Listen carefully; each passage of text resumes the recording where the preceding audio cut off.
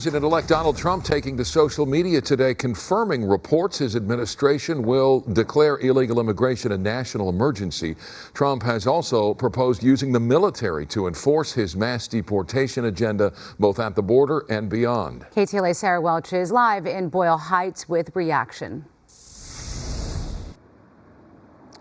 Sharon, Micah, good evening. Yeah, we're here at Mariachi Plaza, and we did speak to several people today off camera. They told us that they know people who are really worried about how this might impact them. And now in other circles, there are people who support the Trump plan.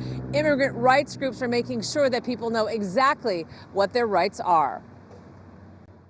President-elect Trump responded true to a post on Truth Social that he is prepared to declare a national emergency and use military assets to carry out his mass deportation plan. I think people should be nervous because the military is a big entity to deal with, and when the military... Whether that happens remains to be seen, but immigrant rights groups are already preparing legal challenges to the president's plans. We are hearing from some segments, in certain communities. We do get a number of phone calls.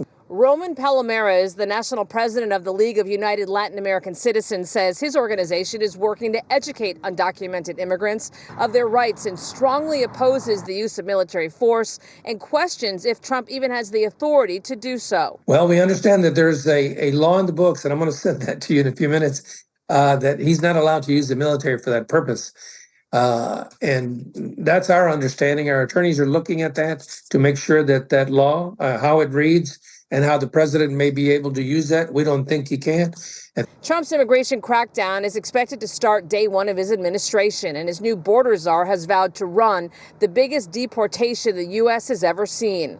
All we're saying is, take a breath, take a deep breath, understand what your rights are. Governor Gavin Newsom has said he's going to Trump-proof California, and Los Angeles city officials, including the mayor and police chief, have made it clear they will not comply.